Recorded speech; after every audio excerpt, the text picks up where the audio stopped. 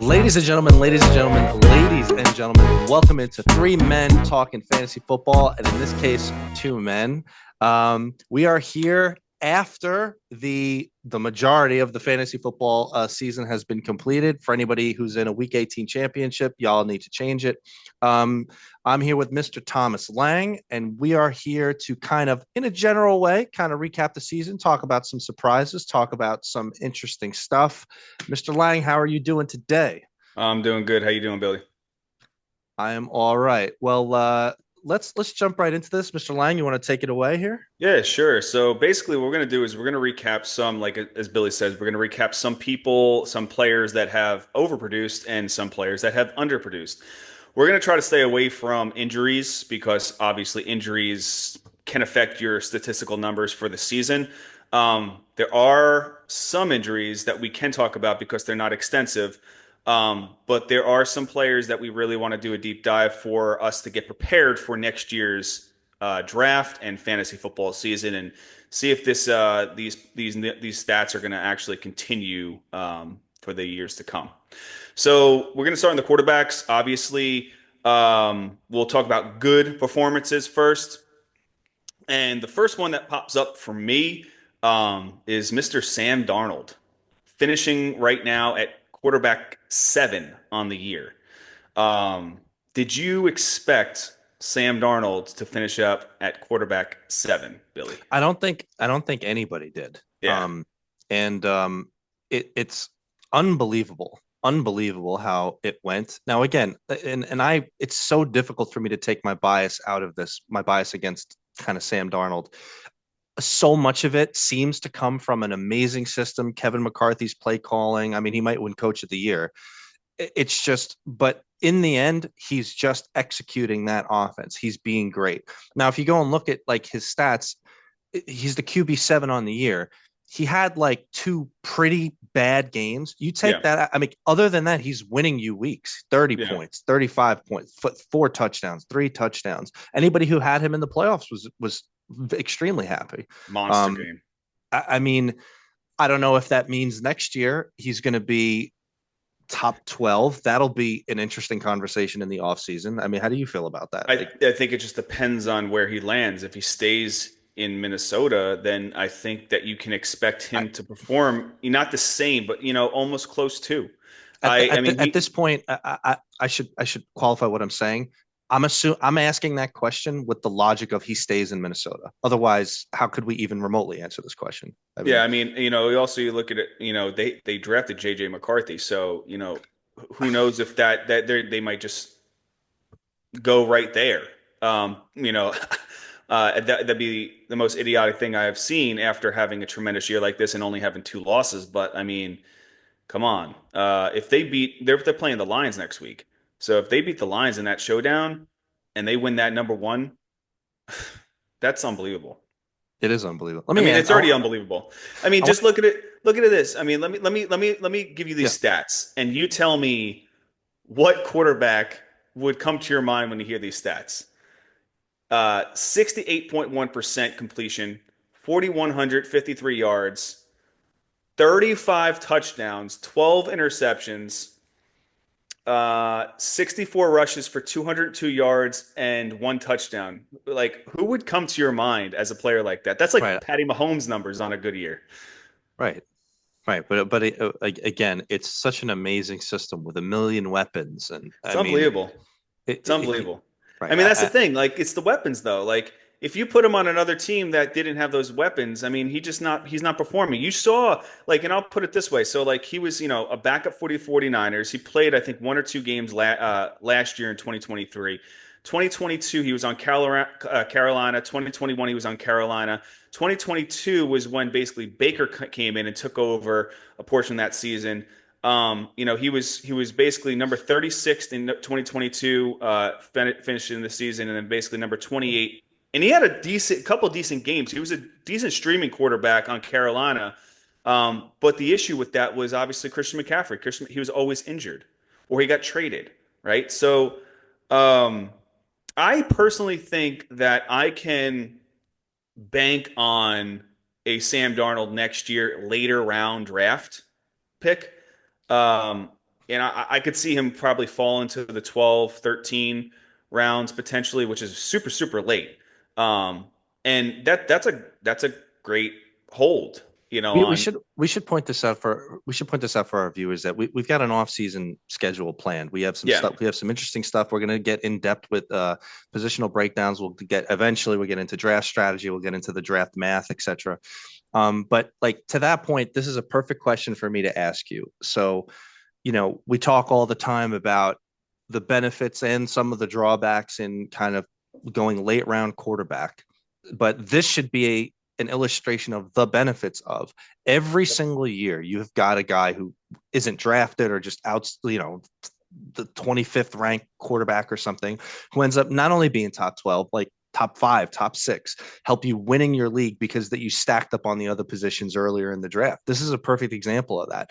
Basically, if you drafted other than like Lamar Jackson, I mean, and maybe Josh Allen, but Josh Allen, the draft capital was so high. Like you are unhappy with drafting any quarterback as high that you did. Obviously, Of Joe course. Burrow and yeah, Joe Burrow and Lamar Jackson. Basically, that was it. After that, you have guys like Sam Darnold winning your league. Yeah. So, I I mean, mean, same thing I feel like with Baker Mayfield. I mean, I feel like right, Baker was positioned from last year to actually have a good year. So I don't think we need to go deep dive into Baker, because I feel like he was going to be a top 12 no matter what. He finished top five. right, So that's a tremendous year for him. Outside of Sam Darnold, the next one I want to talk about as a rookie guy is Bo Nix. sure, Um, he had a semi-slow start. It wasn't so, I mean, there was some good games in the beginning, but when he had his 19.3 game against Tampa Bay week 3, then he had a slump against the Jets, but that was more of a running game for both teams. And then after that, he just went off. From week 5 all the way down to week 17, he didn't go single digits at all. He basically had great performances. He was healthy. He was using his feet. Do you think Bo Nix continues that next year? yes, yes, I do. Everything that I've seen from him has looked like a proper quarterback, and not, and Mhm. it doesn't seem like which who we'll get to. It doesn't seem like that Stroud thing where it's kind of fluky slash, Yeah, he's the it next. He's our next victim. like Nick's looks like the guy who's going to end up being consistent. He's with Sean Payton, who knows exactly how to utilize him in that offense. Not to mention that it's not like they're ever going to be relying on the running game. I mean, unless they magically bring in some running back or something over the offseason, their running backs are nothing to write home about. It's into No, being a platoon. He's also has a great rushing baseline. I mean, what more can you ask for from a rookie quarterback? If it wasn't for Jaden Daniels, he'd be winning Rookie of the Year. And to your point, I was just kind of glancing at his stats. From week 5 on, you were basically unhappy with two games, and other than that, like, and he might have helped lead you to, I mean, he didn't, it's not like he won it single handedly, but he was really good for your fantasy semifinals and finals, the last two yep. games here. So I think that continues. Again, we'll get into quarterback rankings at some point throughout the offseason, but I, I can't see that stopping. Yeah, I think he's in a great position. I think the thing that kind of like hurt him in the beginning of the season was, just them not saying he was the starter. They drafted him to be the starter. Everybody knew he was going to be the starter. He even knew he was going to be the starter. It was a weird position. You thought that the backup of the backup of the backup was going to be the starter, and he just obviously overperformed, and he just outperformed everybody. And he has talent. He's a smart, like you said, he's a very smart quarterback. He makes good plays. And when Peyton finds his guy, under center, he sticks with him, and he knows how to manipulate that offense. Now, like we were talking about the running back situation, hopefully that changes, because a great quarterback always has a good backfield, and that backfield needs to step it up a little bit, whether they get it in free agency or they draft somebody. It's unfortunate because Javonte Williams, his rookie year was tremendous. Then he got hurt. And he's not been the same pop kind of runner, since. So, um, yeah, so I think they need to get somebody behind him. Just kind of like the situation, but also if you get somebody like that behind him, that's going to overtake those snaps and those throwing plays, it could hurt in a position like a CJ Stroud, right? So CJ Stroud, that Texans offense in the beginning of the season, before the season started, they signed Joe Mixon. Now, the Bengals didn't have the same situation with Joe Mixon. They had such a high-powered passing offense it didn't affect. Now, CJ Stroud, basically, that offense kind of let the running game happen, right?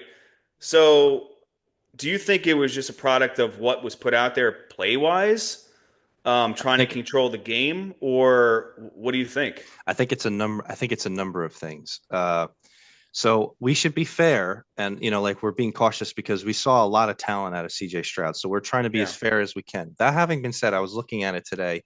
CJ Stroud, I think it's within like two or three passes or something, has basically taken the exact same amount of attempts that he had last year. Hmm. So it's not just they've completely morphed into a running team, they changed their offense or whatever. To some degree, maybe Bobby Slowick, isn't exactly calling right, but I mean, put some blame where it goes. I mean, Stroud just hasn't looked as good as he did. That having been said, it's a combination. So it's everything else that you're saying too. It's the presence of Joe Mixon and a more robust running game. He's lost his two best weapons. Now it was Dell now towards the end of the year, but he was out Stephon Diggs basically after week 4, if I remember Yeah. correctly. It Nico was Collins. 17. So yeah, so it was 27. He actually attempted 27 more attempts this year. Oh yeah.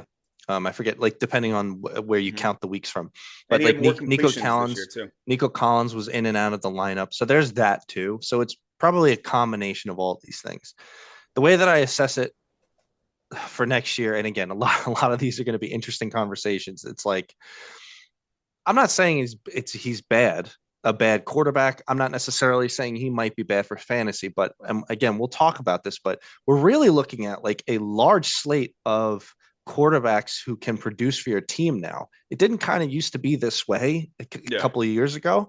And I think CJ Stroud is just below those guys. Like I could name an umpteen amount of guys who I'd rather have than him on my team Well, that just don't have that risk. and he finished at 18, and last year he finished at 11. The reason also why he finished at 11 last year was because he just was destructive after the bye.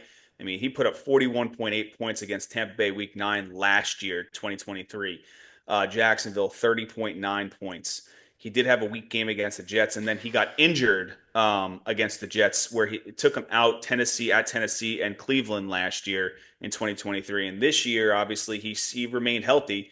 Um, but I just feel like maybe it was just a sophomore slump. I think he Can I bounces back. Can I point something out? Let me just point something out for that. Like Yeah. you said that his rookie year he finished at QB 11. Okay, Hmm.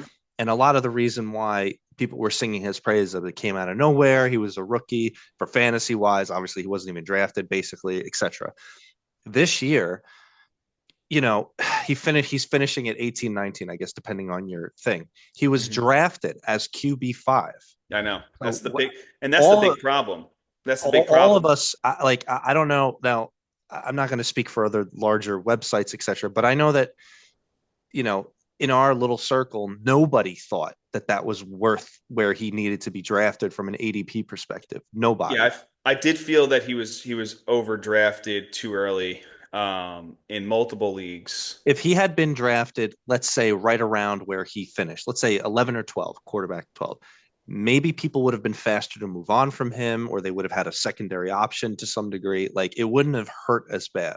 But when you're being drafted as QB 5 and these is your performances, you know, It's not worth it. It's not no. worth, and that's the big thing. That's where I want to kind of just come to a head is, do you think that he comes back and he performs better next year than he did this year? First off, second off, um, I mean, Short answer, yes to the first one, but yes, yeah. go ahead. And then second element is, how do you think he comes? Like, Right. the problem is I could it's say yes. What does that mean? Right. yeah. Again, if he performed at QB 18 and now he's performing as QB 14, then maybe it wasn't worth it for you to have him on your team. Maybe there's a Yeah. couple games in there you play the matchups. I mean, we talk about this all the time throughout the season. You have these stalwart QBs you're starting no matter what. That's like a list of like five QBs. Every Yep. guy after that, you're really checking out those matchups and like maybe not droppable necessarily, but you're not just popping him in there without See, looking see, at see matchups. the He's one issue, of those guys. and I know we're going to talk about this as the season, the off season progresses, but a lot of people do look at matchups and they base matchups on last year's performance when it comes down to defenses. And I really feel you can't do that. You can't do that. You can do it to an extent, but you can't base your lineups on that before the season even starts because the Jacksonville Jaguars could have been trash last year and they could have been, a top Sure. performer like they were. We had that one year back when Bortles was there when they went to the AFC Championship against the New England Patriots. You just never know. So I hear what you're saying with that. I just don't know if I could um, create a streamer draft pick in like the sixth or seventh round. It just is not. There's no value. You know what I mean? I agree with you. As I'm not, and Um, by the way, it bolsters what we just said earlier. This is like, I guess if you're not getting like a Josh Allen or Lamar Jackson, just go late round, yeah, just wait, check out who you think is, yeah, like you just might wait, find your and Sam Darnold. Like, there's been plenty of times, and especially in a lot of drafts that we were in last year. I saw Joe Burrow fall far, absolutely. seventh, eighth, ninth round in some drafts. And he fell because people were taking, your Jalen Hurts, your some people were taking Jaden Daniels above Joe Burrow in some leagues, I remember. Sure. And Kyler Murray, Jordan Love was a huge pick. Now he's kind of like a borderline guy, but it's tough. Again, when you're drafting, and we'll talk more about this through the offseason, but when you're Sure. drafting, just unless you're spending a lot of money on that Lamar Jackson, Josh Allen pick right there, just move. You know, yeah, I feel But like I feel even I like I would just want to point out like okay, Lamar Jackson won MVP last year. If you had spent an early pick on Lamar Jackson last year, you were annoyed. So yeah. I mean, like it's really nice as easily for us to say like, hey, spend your early pick on Josh Allen, but even like God knows maybe Josh Allen doesn't have a spectacular year for whatever reason. I mean, we said the same thing. Pat Mahomes occasionally, like just like sometimes with these quarterbacks there are reasons in which they're not performing, but they're doing well in the NFL or whatever. By the way, like to your point about like the Joe Burrow thing, and we could put a button on that. I don't want to spend too much time on quarterbacks, but Sure. so you were singing Bo Nix's praises, right? And we were saying that Bo Nix is we're feeling really good about it, partially because of his rushing baseline. You have guys like CJ Stroud on the negative side and Joe Burrow on the positive side that unless they crush it in their passing game, 40 touchdowns, you know, single digit interceptions, they're not going to be as good for fantasy because they never rush the ball. Yeah. So CJ Stroud is one of those guys who completely failed, but Joe Burrow with no rushing is crushing it. I mean, it'd be not, like you could have 10 less touchdowns with a couple different rushing yards and you'll be My relevant. my But issue with Joe Burrow, and we'll move on to running backs yeah, after this, is we'll see where T. Higgins falls. If T. Higgins doesn't re-sign with Cincinnati, I don't know how they're, because everything will just at that point go to Chase. I don't know how they even could have that same high-powered offense anymore. I mean, T. Higgins is a massive presence on the other side when Chase is double teamed. I mean, he's not the same caliber player, but when he's one-on-one coverage, he draws a lot of attention as well. And it just I don't know. I mean, I guess we're gonna have to see in the offseason as we progress. we'll see.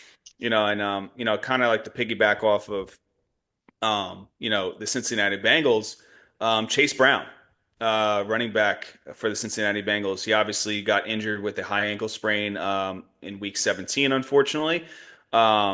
But he finished running back 11 in a half point PPR format. Um, Tremendous year. And I remember, through the year as we're discussing on our podcast, he was like 60, 70% owned. And he was performing how he was performing. I mean, it's unbelievable that he was just still in some leagues a free agent and not picked up and not valued to that because he had weeks where he almost he was top five, top three. Um, I could tell you what my trip. I don't want to interrupt you. sure, Sorry. go ahead. No, go All ahead. right. So just to highlight what you were saying. So he basically did nothing for the first 3 weeks of the season. So he Yep, finishes running back, whatever it is, 11 from week 40. four Yeah, from week four on. So I don't have the yeah, stat, but like he's basically running back seven or something since then. Um, so, and I'm not even worried about the injury thing, whether he plays or however the Bengals actually make the playoffs or not. I think that's inconsequential to whatever is going to our discussion for Chase Brown. Here's what I'm petrified of. Okay.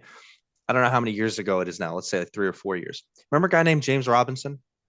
An undrafted guy, first or second year player. He yep, finishes the fantasy year as running back five out of nowhere for Jacksonville.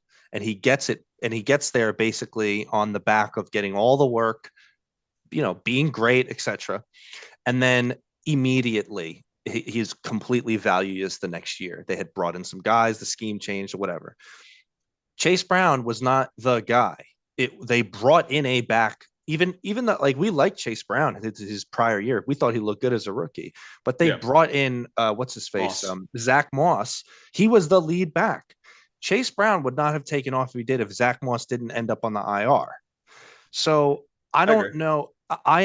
I would love to be like anybody who has him or anybody who's thinking about drafting him next year. I would love to be like fire up the band here. He looks amazing. It can only get better.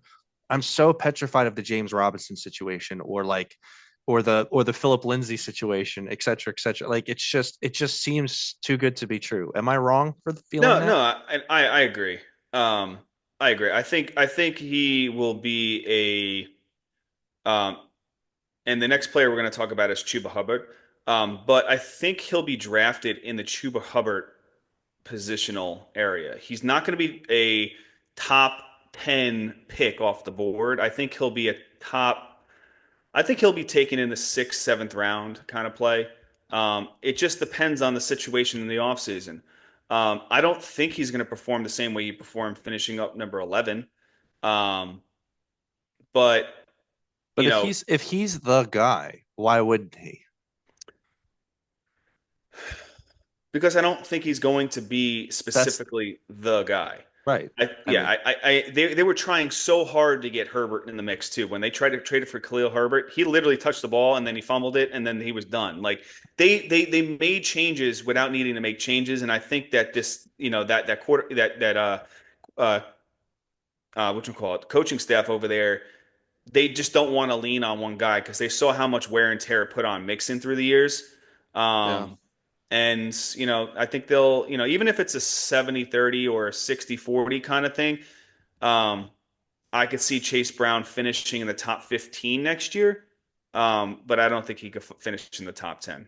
Um, I don't know. he doesn't have the same talent as some of those other players that are finishing in the top 10, top I five. don't know. I mean, he looks super, super, super talented. But I mean, yeah, I'm just worried for, X, Y, or Let, Z reasons. But I yeah, I mean, what, mean, let's just say if he's falling in the same position as kind of like which one call it from Washington, number 8, our boy over there. who are you talking? The running back, Brian Yeah, Robinson? yeah, Brian Robinson. If he because Brian Robinson, I mean, he finished at 29 this year, but that was kind of falling the same his draft caliber. I mean, he's been hot cold. He scores touchdowns, but he's been up and down. I think he's going to be drafted in that position over there, and that could be great value for next year. But I just don't see him. I don't see him overperforming himself that he did this year. I don't know. I mean, ask me the same question after the draft, Yeah, and maybe I'll have in free agency, whatever, and then maybe I'll have a different opinion. If they end up rolling in with Zach Moss and um, Chase Brown again, I might feel a lot better about the situation because I feel yeah. like you just can't ignore what he did. But yeah, so Next player we're going to talk about is Chuba Hubbard. Chuba, he came into the season with, I think, a little bit of fire. They drafted Brooks basically to share. Brooks was injured coming into the season, but they brought him in basically to, kind of share the load. They knew they weren't going to be a good offense in the beginning of the year. They turned into a better offense as the year went on.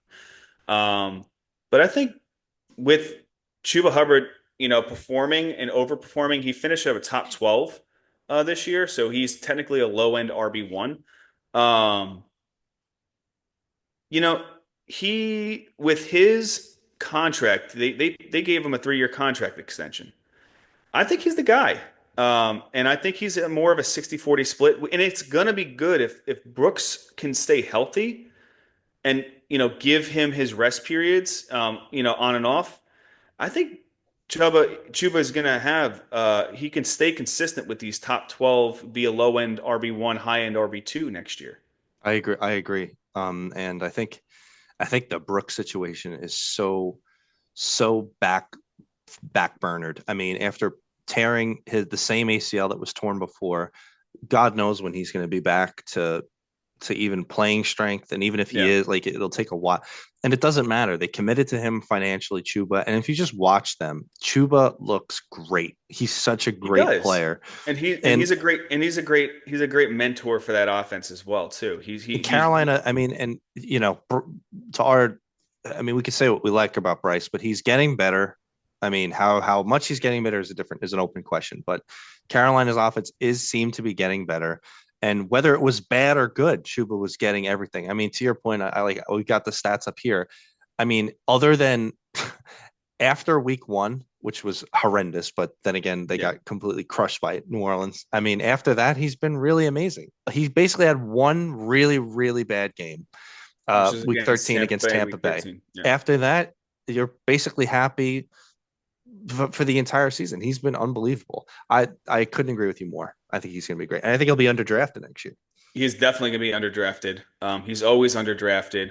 Brian Robinson's always underdrafted. Chuba Hubbard is a great underdraft guy to keep an eyeball at. You might be able to get him in the seventh, eighth round next year. But we'll obviously see as time progresses in this offseason that's going to be coming up. Just a little specs on this though too is obviously they signed last year Sanders from the Eagles, and Sanders was supposed to basically take on that primary role as the running back, and they That never obviously happened. Sanders. I'm saying that never happened. He I know, never, I know. And that's what I'm saying is it never happened. That was right. the thing. It just Chuba Hubbard basically outperformed the higher paid running back on that roster, and he Sure. didn't do anything. So, props to him. He took over when CMC went down injured, and he owned that running back room. Piggyback off of the CMC injury, let's talk about CMC. Finished off at number 67. I know we said we weren't going to talk about running backs or that were injured, but this was a massive, massive hit on drafts. If a lot of people, even people that were doing their homework, the big people out there talking about fantasy football were even shocked. Like this was the most incredible thing. You're talking about number one finish in 2023, number two finish in 2022. In 2022, that was the year that Christian McCaffrey was traded from the Panthers to the San Francisco. Um, what do you make of this year with Christian McCaffrey? Oh my God. There's a lot of there's a lot of angles to this. So I want to derail the entire conversation, but just I would love to get a lay of the land from you. So I've basically you guys know this from us talking off air. I've really had it up to here with coach speak. Um, I I get it when there's some level of gamesmanship where it's like you want to hide something, but whatever was going on in San Francisco, Kyle Shanahan, etc., pretending like nothing was wrong and acting like no, like I don't know if that warrants some type of an NFL conversation, but you can't say, "Oh, he's going to be fine, everything's great." A day before week one of the opening of the opening of the NFL season, and then he's And out for not eight touch the eight field. weeks. And not touch the field. Right. Um.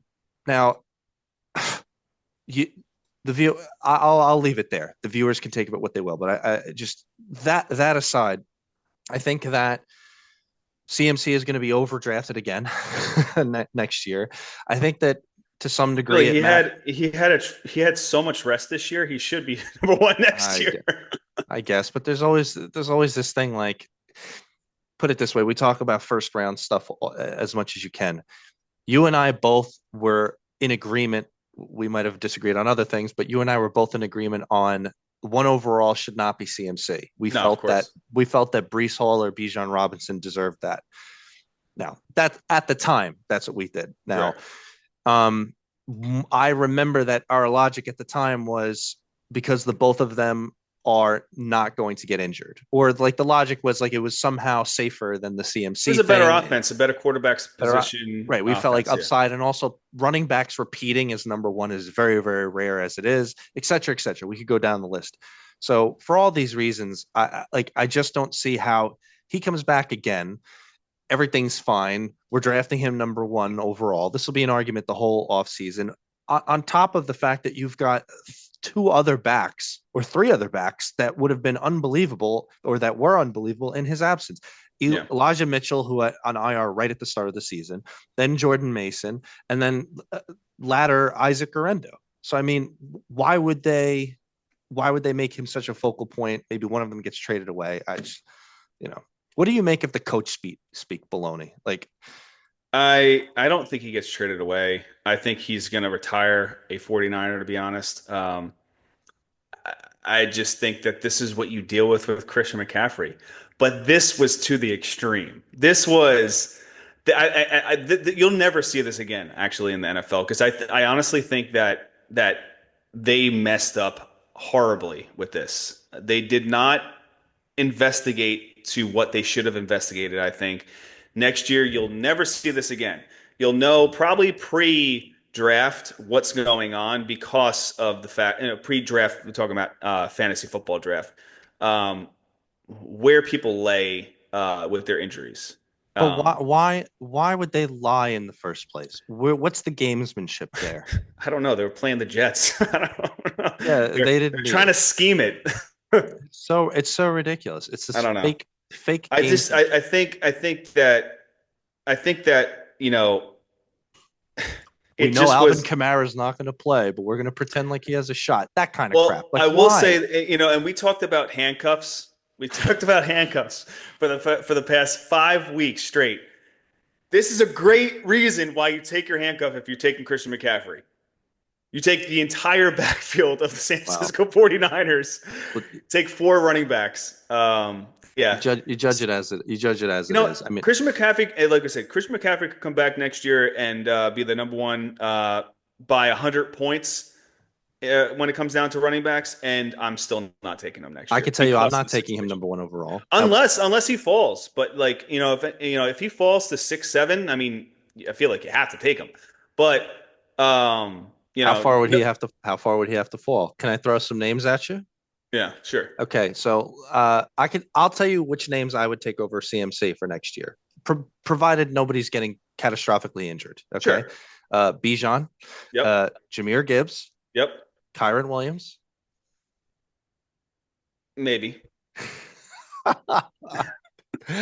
um, and hopefully the Jets do something. I would say Brees Hall. So I got four names now on the, Brees Hall was a little burny too this year, but it is what it is. and then I mean, you and I could, I mean, we could have long conversations about if Saquon repeats his craziness for next year. We don't know. So I mean, I think he's locked as the number one next okay, year. well, that'll be interesting conversation. Another play I want to talk about, and the reason why I want to talk about this person is because of the draft capital that people invested in. Mr. Biceps, Zamir White. Everybody was so ready to roll with this guy. He was going to score 84 touchdowns this year, but he ranked himself at 82 running back. Not, not the year that you were anticipating from Zamir White to an extent. I mean, there was a lot of issues in that you know on that offense and that team itself. I mean, he did have some injury. He hasn't played since week 12, but week 1 through 4, he broke 5.3 points week 2. The highest amount of points he scored all year was 7 points with one touchdown, and that was against Cincinnati. Um, So, so let me just address this. We did talk about this a little briefly on one of our waiver shows when we were talking about Sincere McCormick. So remember how I just said I'm fed up with coach speak. Zamir White got drafted as a running back too, basically because of Antonio Pierce. yeah, Like endlessly, he's the guy. He's going to crush it. He's the man. He's the man. He's the man. And then does nothing the entire year. So then when we get to the we get to that, whatever it was, week 13 or 14, and we're talking about Sincere McCormick, I poo-pooed all over Sincere McCormick because oh, and I'm going coach to believe speak. Antonio. I'm going to believe Antonio Pierce now. Talking up And, Sincere and McCormick. Anthony and Now I'm going to Anthony believe him. and Anthony read word for word, and you just couldn't handle it. No, I could because this is why I'm telling you I've had it like coach speak. So to your point, you have to navigate. I almost put no weight in coach speak. I think I'll be right 90% of the time if I just never listen to it. So the Samir, you have to judge what you see on the field. He didn't look good the year prior Yeah. in our opinions, and it we knew the team was going to be bad. Drafting running backs on bad teams, generally speaking, is a bad idea, and not where not in running back two territory. I mean, just to put it in perspective, you want to know what names Zamir White was drafted around? Try David Montgomery. Yep. So you know, Yep. etc. Like it's just not been good. No, no, I mean, obviously the injury took play with that too, and hasn't played a lot. But again, Here's a draft question. Here's capital, a here's a you could question. you could just base it off his first 4 weeks. Here's His a question for you. capital, what is that? I couldn't agree with you more, and I don't mean to interrupt you. Here's a question for you. Who's the starting running back for the Las Vegas Raiders next year? If Amir Abdullah doesn't retire, Amir Abdullah, he's going into I would think week year 11, year 12. No, I don't know. I mean, I feel like they're probably gonna they have to obviously get a quarterback, but I think they're gonna draft a running back as well. I mean, they should. Um, I will give it to Alexander Madison. I mean, I know like we always like make jokes about him, but he is a good RB2 on a team, like on the Raiders. So like he's a good backup because when he's the backup, he performs. When he's the lead, he does nothing. So Right. he has some double digit weeks this year. Week 1, 14.2, and he was technically he was the RB2 on that team that year that That's week. true. I mean, we ended up having to talk about Madison more times than zero. Yeah. So that's how you know. Yeah. Yeah. So I mean, but are you going to roll the dice and start him every single week? No, it doesn't work that way.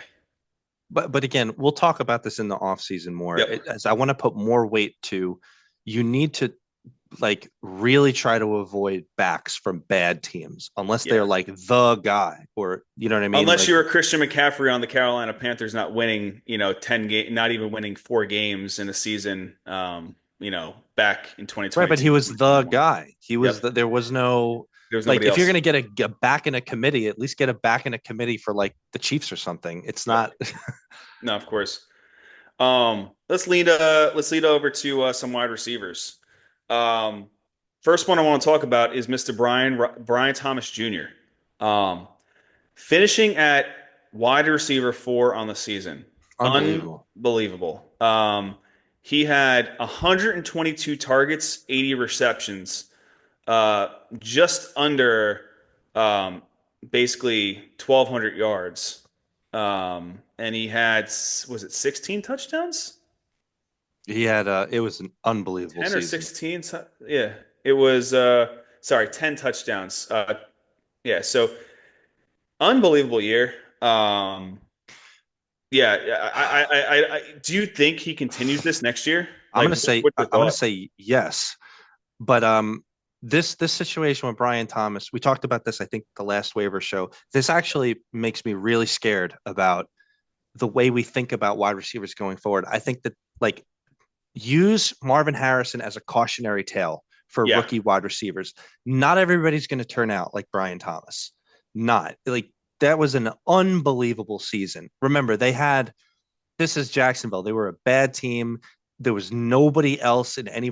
Christian Kirk goes down. I forget. Gabe Davis went down, right? Christian Kirk went down. It was a perfect storm of they're throwing the ball all the time. Yep. The other wide receivers are out. It's not a good team. Yada yada down the line.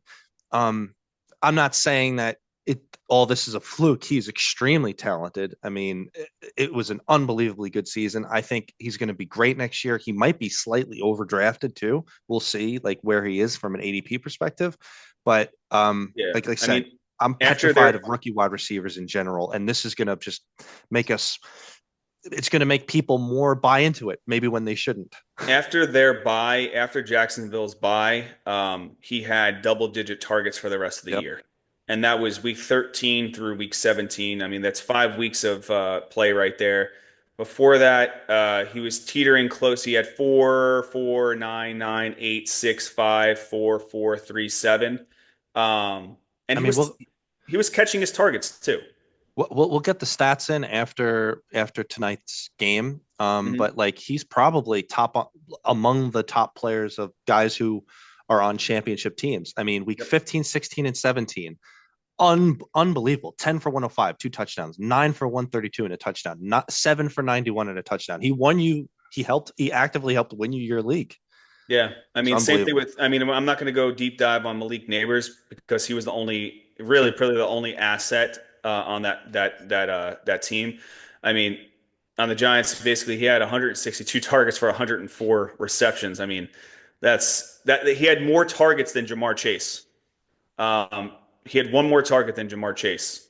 Um, You have three, William. We won't spend too much time. We have three rookie wide receivers in the top 13.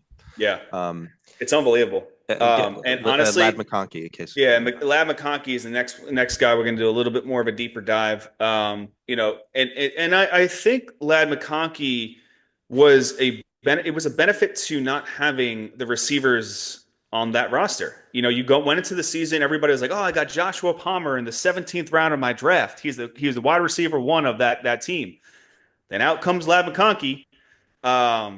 Do you think he continues? I mean, he was basically in a 12-team league. He was the high-end wide receiver too. I'm gonna say he does. I mean, especially in PPR formats. He lots of receptions, lots of targets. I mean, not as many yards as like a Brian Thomas, let's say. Yep. Um, I don't see why not. He's a nice possessional receiver. But That's what that's he is. but that's but that's like undercuts his talent. He's really good. No, He's he really good. is. He is. I Um, mean, coming out of Georgia, he was shredding defenses.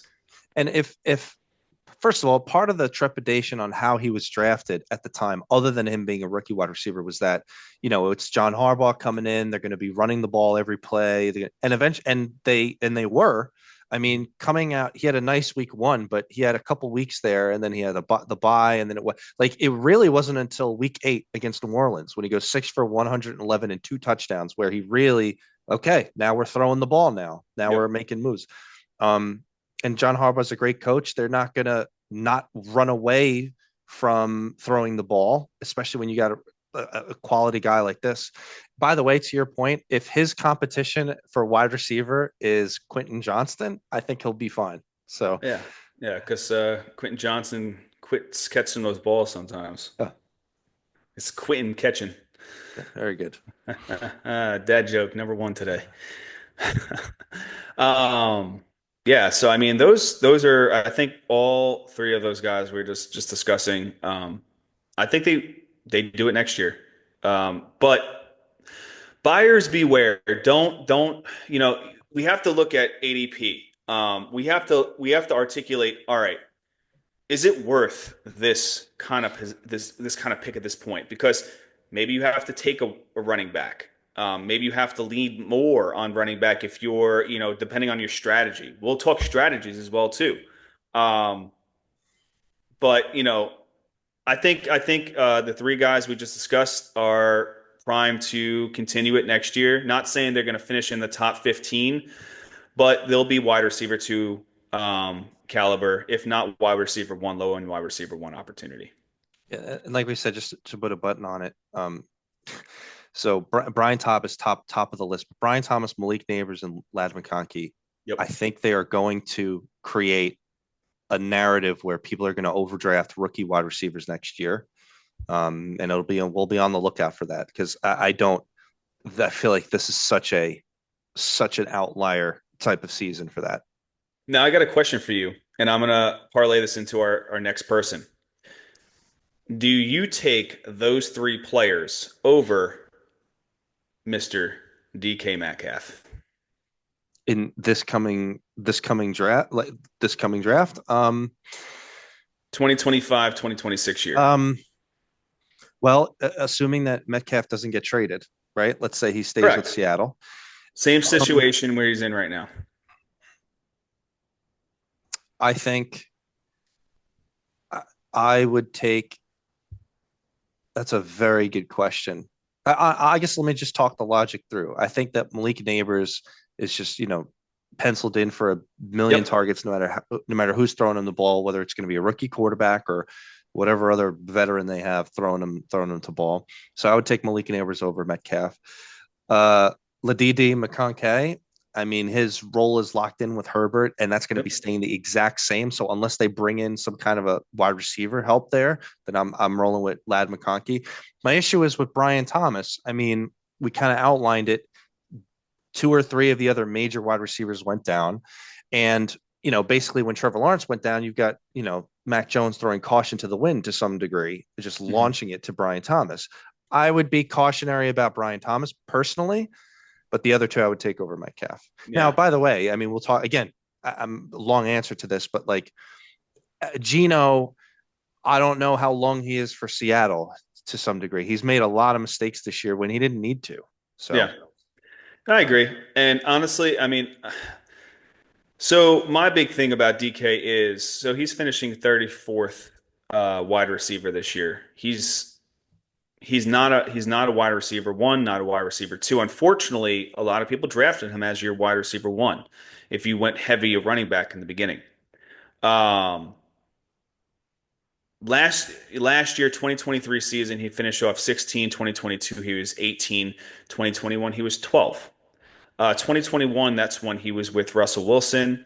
Um, and same thing with 2022, correct? Yeah. 2022, he was 18 with Russell Wilson, and then Wilson went to Denver last year, 2023, and now he finished 16 with um, Mr. Geno Smith. He's literally done double worse. well, Um, and I, I just don't know. And I talked about it a lot this year with DK. He spent a lot of time in the injury tent, and I don't know if I'm not gonna. I don't like calling football players soft because you play a sport, you play a high contact sport like this. that's how you start a sentence. I don't like calling football players soft, but call. But I Go don't ahead. I don't know. Like the guy, some of these hits that he took. I mean, yes. Does it hurt to go up, catch a ball, land on your spleen, and have to get back up and get in the next play? Yeah, but I mean, he did it through the years. What happened this year? Was it the coaching staff? Does he not like the plays? Does he not like the lesser targets? Like I don't So, know. It's uh, wild. so I have I a think few he thoughts. gets traded.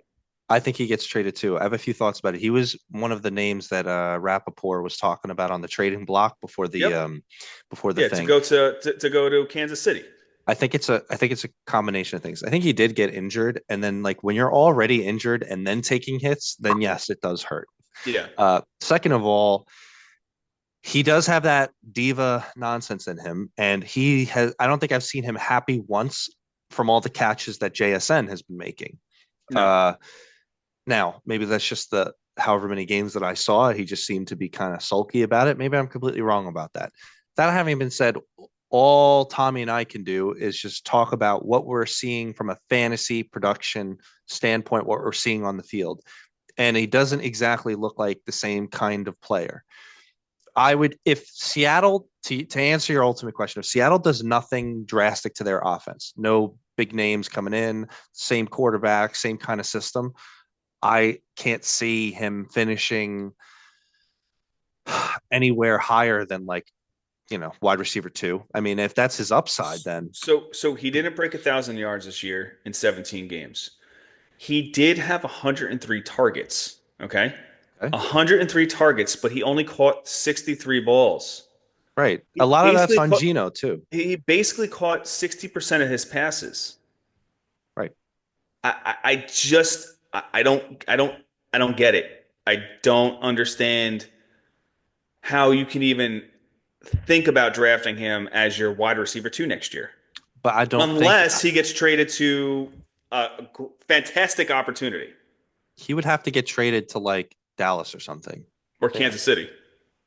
Well, I mean, like every wide receiver in the world now is going to Kansas City. I mean, they have a plethora of wide receiver twos, is what they have. But I don't. If everything stays exactly the same, I agree with you. If his ceiling is wide receiver two, then you don't draft somebody only at their ceiling. Yeah, So, yeah. I mean, I want to move on from DK because he just made me sick this year. Um, so Debo Samuel is another one I want to talk about. Debo finished off at wide receiver 44.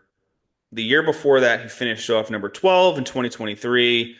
2022, it was 38th. He did get injured that year. Um, and then 2021, he finished off number two. That was his incredible year right behind CMC. And then you were like, all right, well, CMC goes to the 49ers, and you're like, oh, I got number one and two options right there, right? Um, I mean, you could if you look at the trend. I mean, he's trending to be a wide receiver one next year, based on his years. But going back and forth. But it's I don't know. I mean, I just he's another system guy. He's another guy that he just might not be liking the system anymore. He might get traded. I don't know, but he's making a pretty penny over there. What are your right. thoughts? Well, somebody's going to get traded. Whether it's now, it's not going to be. I guess it's not going to be It Ayuk can't now. be it can't be Ayuk. He got a lot of money, and they basically made him the wide receiver one over there. Well, then I don't see how Debo ends up staying. If Debo ends up staying, again, this is another situation like Seattle. If nothing drastic changes on this offense, I can't see it being more of the same. I mean, they drafted Pearsall with the idea of having him involved in the offense, and because they needed wide receiver help, maybe they thought that we need to draft him because we're going to end up trading. We think we're And going to trade Ayuk or whatever it was. Jennings had a tremendous year. And Jennings, and in the emergence of Juwan Jennings as a real top tier wide receiver, Yeah. especially for that team. He has such a rapport with Purdy. It would I think Debo is just going to be a big name, and he's going to be overdrafted next year. I can't see it being more of the same. I don't know where he could be traded to that I would be, because remember, like, what he's good at. He's that kind of physical kind of wide receiver. He will play running back. He'll do those, like, kind of gadgety kind of stuff too. I don't know where he could go to that it would be better than San Francisco for him. And he failed in the San Francisco system this year. He was drafted as the wide receiver 13, just to give an idea of how bad he Yeah, I busted. don't. So I mean, It's going to be an interesting offseason, I think. I think there's going to be, especially with the trade deadline this year with the NFL, there was a lot of movement. There was a lot of movement actually, during that trade deadline, that you really don't see, especially with skill players. Um, it kind of reminded me of like the NBA trade deadline, and the MLB trade deadline this year. I think there's going to be a lot of movement off this offseason. I think some of these franchises that have been really good or finishing the season that might win, might make the playoff kind of thing. They might be a bottom feeder team next year. You're, I'll talk, I think the 49ers are going to be on the uptrend, but I think the Seattle Seahawks are going to be a bottom feeder next year. But I mean, maybe. I mean, that's a different story for another day. But another and basically before we move on to tight ends, I just want to talk about Cooper Kupp. Cooper Kupp, he was a drafted player in the top 2, 3 round. Sometimes you found him a little bit later. He did get injured week 3, 4. Sorry, he got injured against Arizona in week 2. He was out 3, 4, 5, 6-7. He came back fairly decent.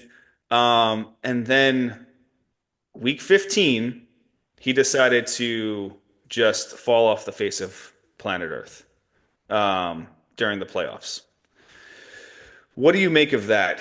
Do you think he gets traded? Because there was conflict that he might get traded. I honestly think that if he gets traded, I don't think he has the same value as he did as Cooper Cup of last year and the years prior. Probably not. At some point, people they don't play as well as they used to. Yeah. You know, that having been said, I mean, it's such a smaller sample size, but I mean, the period of time in which you had Puka's emergence last year, he was great. Cooper Cup when he wasn't injured last year.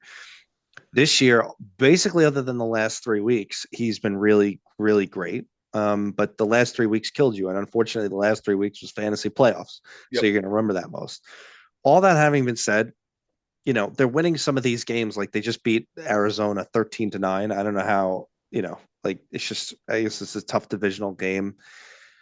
Um, if they keep the exact same thing in LA, you're drafting him as what, a wide receiver two at that point, right? Yes. Right. I mean, but where could he possibly get traded to? And don't say Kansas City, that would be increasing his value. And also, you're of the opinion that after this year, you think McVay steps away, right? Like you think that's the breakup of the Rams. Yeah, You were I saying think that I earlier. think the Rams get broken up. That's why I'm just not high on Kyron moving forward. It could end up being better for him if they end up running the ball a little more. But they're already running the ball so much. To answer your question about Cup, I think that he's a super talented player. As long as Stafford is throwing him the ball, somebody who he has a rapport with, he's going to be great. I think it's just an unfortunate how bad it was the last 3 weeks Yeah. in games in which the Rams won. I mean, how worried are you about it? Like how I mean, I think my thing is I went mentally into this year. I felt he was wide receiver one caliber. He was going to fall back in line, which he had his weeks where he was getting his targets, he was catching his balls, he was wide receiver one caliber. right, Um, I just Puka Nakua is just he's kind of like the Debo-esque when Debo was playing well. right, He's getting those end around plays. He's sometimes running the ball in the backfield and scoring touchdowns in ways that other receivers are not doing. right. So I don't know. I don't know what team, even if he was to get traded, let's just say, I don't know what team he would go to. Um, Now, if you're looking at Cooper Cup as a tradable asset, I think the best place for him to go is to go where a young quarterback is. What could be a sophomore season, could be a new rookie quarterback coming in, because that is a player that's a good mentor as well. And he has to strive to win. He wants to win every single game he plays, and he gives it his all. So I think we'll do a deeper dive on Cooper Cup as the offseason progresses. But that's just my thought. I'll give you, I'll let you close it by saying this. So, if his ADP next year is wide receiver 24, uh, is that too high for you, Wide or is that a receiver value for you? 24, that's pretty much, that's probably going in the end of fourth, fifth round right there. So, I think you take it. you think that's a value for you? I think I would take it. I Okay, think it just depends on if he could be your flex play or he could be a wide receiver too. okay, And then you find other value as the draft goes on. So yeah, I mean, I sure. might take that. I mean, But this year I think it was just a lot of with the injury and there was a lot of different things. I mean, he could have been just still a little injured, nagging injuries through the year. I mean, it's a long season. the It's days not of a him carrying your team are over. yeah. And then now we're going to go on to tight ends. So we have two breakout tight ends. The one is an obvious. He's finished at number one, and that is your Brock Bowers. 144 targets, 108 receptions, 1144 yards. He had four touchdowns. I thought he had more touchdowns, actually. It sounded like he had more touchdowns. But he had 14, 20 plus, receptions. 14, 20 plus yard receptions. Yeah. So those are heavy hitters right there. It was an unbelievable season for him, and kind of similar to the Brian Thomas situation. You know, Laporta last year and Brock Bowers this year, to me, are going to inflate whatever rookie tight end is drafted the highest in the upcoming draft. And I want to highlight that because there's a name on here we're going to talk about, that there are other tight ends who were drafted with significantly high draft capital the last 2 years that are so not as good Yep. and for fantasy that Brock Bowers was. But on the Brock Bowers situation, I was completely surprised. I did not think it was going to be this good. I thought that it was going to take him some time because Michael Mayer the prior year was like fairly decent for Las Vegas. Not to mention that he's a tight end, a rookie tight end coming in on a bad team, Hmm. with whatever nonsense at quarterback they were going to throw out, Minshew, O'Connell, Ritter, whatever. And it didn't matter. Yeah. He's just that good. He earned his targets. He was always open. And to your point, right? How many touchdowns do you have? Four? Only Like four, he but I did it mean, all on volume, which is exactly what you want to see. I don't know what more you could ask for. He's going to be the tight end one next year, and rightfully so. I just don't know. I mean, I'm not like you know me. I've always preached wait on quarterback. I also preached wait on tight end. And Right, just to piggyback off that and just to lean on to the next person, Jonnu Smith was a waiver wire. right, Jonnu Smith is finishing at number four, right. um, tight end. And in the beginning of the year, it didn't really show it, right? But when week 7 after the bye, that's when it kind of lit up. He started getting more targets. Um, he had 19.1 points, and then the rest was history. I mean, obviously he had a weak game against Arizona, then Buffalo, and the Los Angeles Rams, so he found himself back on the waiver wire basically. But week 11 on, Yep, basically those were the weeks that gave him tight end four. basically. Um, and we're talking about a player, this is year 8. He's finishing his 8th year in the NFL. I don't know if he comes back, but he loves the game. This guy loves the game. The year before that, he was number 17. And the year before that, at 2022, he was number 48. Right. Um, From week 11 to week 17, he's the tight end two. yep. Yeah. So it was unbelievable. But to your point, like we just were saying quarterbacks, right? About you said waiting later on tight ends, right?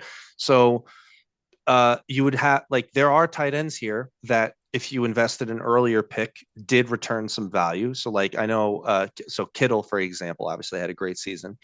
But Trey John Smith is McBride. some but John Smith is somebody who wasn't even drafted slash 38 round guy that ends up as the tight end four, tight end two in the last however many weeks. Like, so you can get away with waiting later. You just have to know exactly the metrics and what kind of guys to look for. Guys that Yep. have shot. I mean, the John Smith situation. I mean, look at what happened. I mean, you have you have Waddles not doing much throughout the whole year. On top of you have the Tua situation in which so Tua eventually when he comes back, they change the offense to like, okay, now we're afraid of Tua getting concussed, so we're just going to get the ball out of his hands as soon as possible. And so uh, the lower direction targets are going towards Jonnu Smith. I mean, Yep. anybody could have seen it happening if you just watched target share and the depth of target over the weeks that it was building up towards. Unbelievable season from him. Yeah, I mean, he's done it before. I mean, like I said, he's a vet. He's coming into a system where, he was able to get scripted into some of these plays. Um, I just don't know if he does it again next year. I don't even know if he's a drafted asset next year if he plays and he's in the same scenario. Do you agree, or I mean, do you think he's a waiver wire pickup potentially, or do you think he's a stream, a draft? He has high draft capital next year. What do you think? I don't know. I don't think he gets drafted. I don't think he's a draftable. asset, even if he's in the same thing, just based on I'm looking at age at this point. But tight end, it's aging at the tight end position is not exactly the same. And I mean, But we did. It is though because we saw it in the beginning of the year with Travis Kelsey. Travis Kelsey was getting targets, but he wasn't seeing volume. He well, was that's true. so like we saw that in the beginning of the season, everybody's freaking out, and then at the end of the season, I mean, he didn't have a tremendous year, but he started getting the tight end numbers that you needed to basically produce for what you know he didn't provide basically wide receiver numbers is what you basically drafted Travis Kelsey Well, for. we felt that Travis Kelsey, we felt that he actively lost a little bit of a step. And Yeah, like if you just look at, he didn't look as in shape. He didn't look as quick. Now I got it. Teams are more keying on him, but they've been keying on him for however many years, and now he can't seem to get open as much as he used to. I mean, it just just looks like it. But and Travis Kelsey just finished his 12th season right. in fantasy. To answer your question about Janu, if again, I actually think there's a shot Mike McDaniel doesn't come back next year. Yeah, I But agree. if it's Tua and depending on what happens with the Waddle situation, I think Janu, if he's not drafted in the top 12, then I'll wait on Janu and pick him up. Uh, just I why would it be any different then? If it's still Tua, they're still going to be petrified about his concussions. They're still going to get the ball out quick. I just don't think that he's going to be a draftable asset next year. I mean, I'm not saying that he's not going to have value. I just don't if he's in the same position, I just don't think that there's going to be a lot of people out there that his ADP is going to fall so far that he's going to be a in quotes streaming tight end. Um, I think he'll do well next year. I just don't think that he's going to be a draftable tight end to start the season. Okay. Um, Now I want to talk about a draftable tight end that we all thought was going to have a fantastic year, but only had 44 catches for 448 yards and two touchdowns. Do you know who this guy is? I don't know. He's the number 26th tight end, not even streamable, Mr. Dalton Kincaid. Okay. Okay. I have a lot to say about him. So I like I kind of previewed it earlier. So um guys like Laporta and Brock Bowers to me are going to artificially increase the value of rookie tight ends. And so last year you had two tight ends go way higher in the NFL draft than anybody else. It was Laporta and it was Kincaid. Mhm. Okay. Um and Oh, sorry. I apologize. The year before. So now we're because we're past the season. The situation though is like you end up with Laporta, who ends up being the number one tight end that year, and Kincaid ends up. I think it was like the tight end 11. But you saw a lot of promise with the situation. You saw a lot of similar things. Like Allen was looking to him. They're in a high-powered offense. Wait a minute now. Now Diggs is gone. Allen has to throw to somebody. You have a talented tight end. Oh my God, Kincaid. And so this offseason, you have Kincaid being drafted as the tight end five. And what Yep, did he finish as? The tight end 1,000? the tight end, 26. the tight end 26. Now I got it. He was injured for a couple weeks in there, but basically he's like a tight end 13 to 16 basically every week. He had a couple weeks where he was like tight end 11 or He was whatever. injured for just 3 weeks. Right. The situation there is pretty clear. It's not a, there's so many mouths to feed. You even had Kyle Pitts ranked higher than him this Right. That's how year. bad it was. But Bad. it's just because there's so many mouths to feed in Buffalo. It's nothing against, this is not the same as Kyle Pitts as just Kyle Pitts is bad. Dalton Kincaid is great. He looks athletic, he's getting open and stuff, but there's so many mouths to feed. And also when they're in the red zone, the biggest threat in the red zone is Josh Allen, or in this case, James Cook.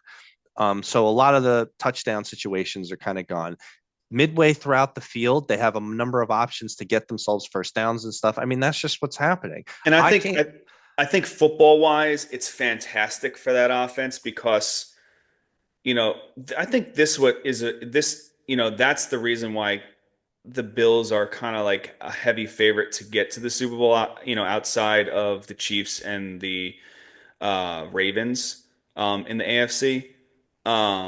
But fantasy wise, I just don't know if maybe next year he has a tremendous year. Um, who knows? But I just don't know how you could roll the dice on him again after this. I don't know. I mean, I know that you were when I started making like I would say one third to halfway through the season when I was basically making the call like you guys could just drop him. Like this is not somebody that you could rely on. It's not turning in. I mean, you were not having it. You were No, not having and it. I wasn't, and he, this whole thing proved me wrong. So, you Right. know, you make wrong moves and you adjust, and that's Yeah. the big thing right there. I mean, unfortunately, Kincaid didn't do it for anybody this year. Injury did happen, but not an extensive injury. We're talking about maybe less than a quarter of the season injured. Um, but again, I don't know. I think it's a tough season, and I think we just need to assess in the offseason for him. Yeah. Last guy I want to talk about, and this is probably not such a huge relevant guy, but I think the reason why I want to talk about him is because there was a lot of talks about him getting a lot of targets going into this year. He only had 15 targets for 12 receptions. He was on an underperforming offense outside of last week, where the offense put up 45 points against the Colts. Mr. Daniel Bellinger. Obviously 162 targets went to neighbors out of probably 200 passes throughout that entire offense this year. Um, but you know, um, last year, so in 2023, Bellinger was the 47th. 2022, he was the 48th. The reason why I want to talk about him again, like I said, there was a lot of chatter going into the season from other people that he was going to have a nice year because of little dump offs, being the little out route guy, and he catches every ball that is thrown to him. Maybe he'd be an end zone target kind of guy, but the Giants never really got it going, scoring touchdowns. I think it was just a product of what happened on the field, and not saying go get Daniel Bellinger next year. But I'm thinking that he should have a better year next year. Sure. Um, just keep You an could go eyeball. from tight end 45 to tight end 25. You I'm can go real from tight end 65, tight end 65 to tight end maybe 24. Who knows? He could be taking over the Dalton Kincaid show over there. No, I mean, Don't insult Kincaid like that. I don't like this is such a deep take. yeah, it's Um, very deep. you would need there would have to be something drastic going on in New York. Like their offense would have to get significantly better for Well, it they to just need a at all be quarterback. well. The quarterback, they need a better offensive line. They need just kind of a general structure to be better. I Yeah. mean, like Malik Neighbors can't do everything, but yeah, the Bellinger take. I don't know. It's such a deep take, man. Is a deep take right there. I mean, I will say, if we want to talk a little bit about somebody, I think Tyler Conklin. Um, I think Tyler Conklin should have had a better year than what he'd had. He finished off number 20. He was a nice streamable asset some weeks. Um, but I think he should have had a better year. I I think I think as a Jets fan, I think you're no way, no way. It's just not. Let me tell you right now. I like if we had to, if of all seriousness, we had to do an early preview of tight ends. I think you have Brock Bowers number one, and it's not close. I think it's just he's in a tier of his own. I agree. Um, and then you've got like these like the young superstar guys. You've got like your Trey McBride, you've got your Laporta. Um, and then, I mean, throw in some of these other stalwarts. I mean, Kittle's going to be back. Kelsey, if he's still rolling, he has to. He's always in the conversation. But in terms of guys that you've never heard of making it a jump, or guys that you know what I mean, that like that you wouldn't predict that would have been drafted lower that are going to come back in. It's always so difficult to predict to predict that stuff. Will Andrews be back? Will be back at the same high powered level, or is it time for Isaiah Likely to finally take over? That's going to be an interesting question. Does Cade Otton come back from his injury and go back to the 3 weeks where he was like the tight end one?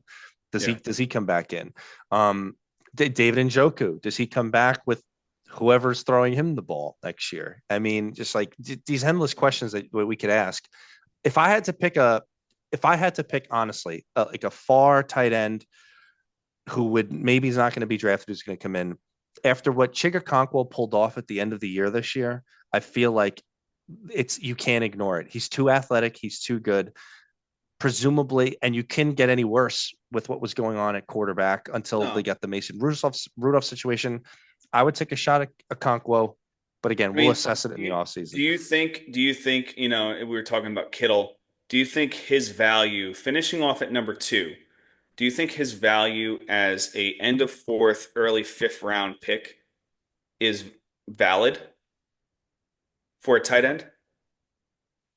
Say that one more time. I think I So, misunderstood you. so his consensus overall ADP, George Kittle was Yes. 62, number 62. Do you think that he is a valid end of fourth or early fifth play I pick? we're gonna talk about this in the offseason about draft math, but let's talk in terms of rankings and tiers. Okay. He was No. drafted, his ADP was the tight end six. Okay. Mhm. And he finished in scoring. He finished behind Brock Bowers. It was Yep. the tight end two. But remember, like we said, it was like Brock Bowers lapped the field. And it was like, well, not so much lapped, but it was like a significant difference. Um, it was like Bowers here, Kittle and McBride, and then you start listing out the other names. Yep. Now, to answer your question, by that math, yes, wherever you drafted Kittle, he finished higher in rankings perspective than where you drafted him. In terms of was he that much more valuable than other positional players that you could have drafted at those spots?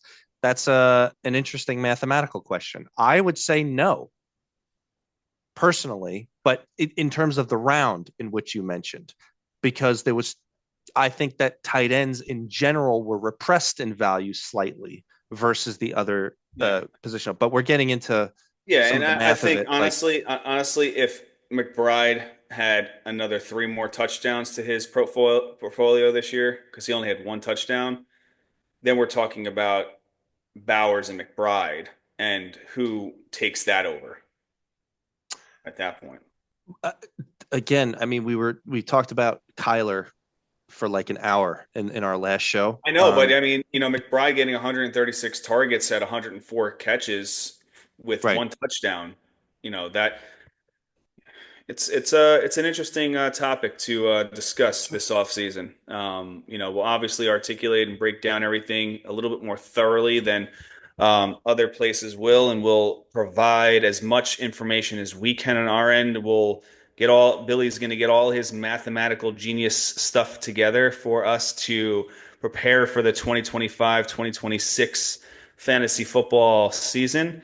And yeah, we are going to be dropping a show at least once a week, at minimum, once a week, and we are ready to continue for you guys, continue to grow our fan base, and if you have any thoughts or any suggestions that you guys want when it comes down to videos, drop it in the comments. We'll see if we want to make a video on that. Agree? Couldn't agree more. And just wanted to say personally, thank you very much to everybody. And it's been a long season, but as we would encourage, like if you want to get better and if you want to uh, kind of just get ahead of the games and start and especially if you're going to be paying attention to football stuff because you're a football fan in the off season, it's definitely important to pay attention to some of the fantasy football stuff that we're going to be providing. Yep. So If you guys can please like, subscribe, share. We again will be talking a lot fantasy football in the off season, getting everybody ready for the next year. Congratulations to those who won their leagues. Congratulations to those who won points in their leagues. And if you didn't this year, we'll get you ready for next year, like we said. And we're going to continue to bring that information out and get everybody the information they need so they don't have to find it themselves. yes, sir. All right. Good talk. Thank you, everybody.